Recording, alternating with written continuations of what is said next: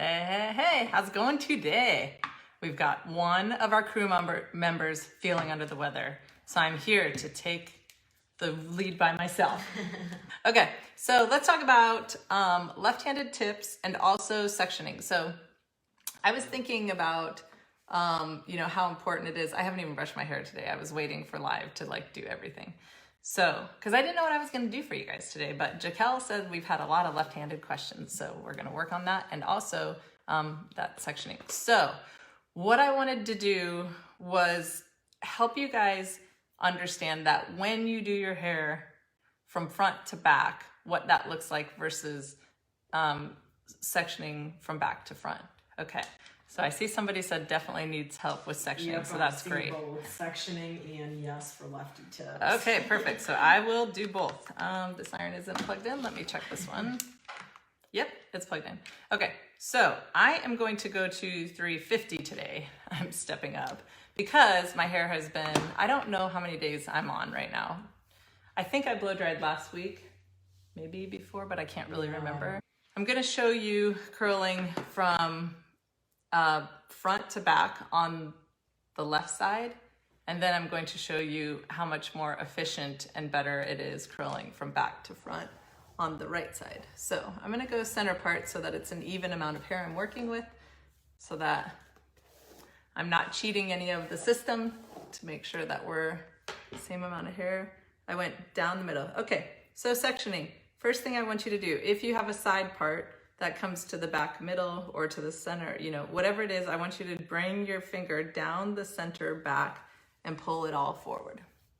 Okay, so that's gonna be important, especially when I teach you the back to front instead of the front to back, okay?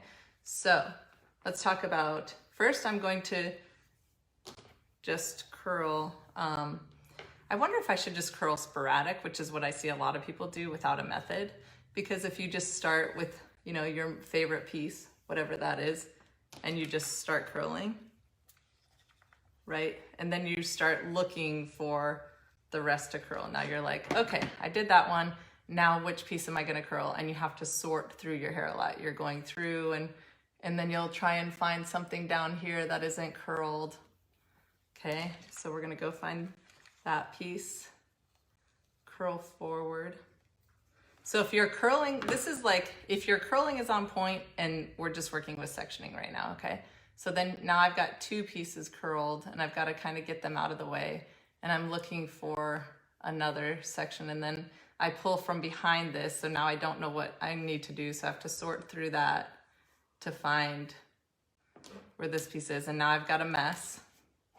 So I'm gonna take time to straighten that section, okay? Now I'm curling over the other pieces, which I'm pretty good at, but I think for other people it's a lot more of a struggle because you can kind of catch those pieces as you're curling forward. Okay, so now I've got three, and I'm going to be sorting through to find my next section. And again, it's under here. So I've got to sort through, and then I've got a piece from up here. Okay, so you can kind of see how this is leading to a bit of a conundrum, right? Even though I'm really quite proficient at it, you can imagine how, if it's somebody who's not used to curling and doing all this stuff, how much more time this is gonna take, right? So I want to show you how to change that up like right away. So instead of searching down here, I want to sort these pieces and search from up here at my scalp. It's very easy to get a clean section when you're sectioning up here as opposed to down here. So if I sort through and pull this hair like this, see the mess I have back here? Okay, versus go in and section and pull, and then I can see cleanly there's my section. And then I move it, and then I can find another section just by doing that. So that sorting from down here versus up here is a really big sectioning time saver, okay? Because you don't have to go through and sort through it all. Now I'll show you as I keep curling from front to back. I should have curled this other piece. I'll curl that front piece next. Okay. I'm also gonna go slower this time, up at the top to get more curl at the top. Okay. So you can see here I was going fast and this is slower, and I really concentrated on getting movement right at the top because I just noticed I wasn't curling at the top. Okay, so you will also see how when I curl like this, what I'm doing is like causing friction over the curls that I've already curled in the front. And you can tend to get like fuzzies here. Do you see how these fuzzies start building up here? So when I curl from back to front, that won't do this. And then you have like fuzzies all at the top that you can't figure out how they get there. And it happens from your sweater, from just sectioning, doing different things. So you'll see how when I go to the other side, how that changes a lot.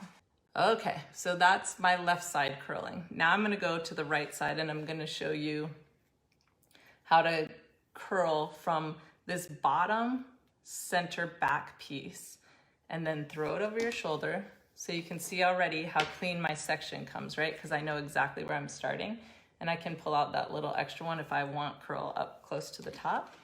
We're going in and just curling real close to the head. Now I'm not afraid to stay really close because I'm not afraid of messing up this section because I will be curling that later, okay?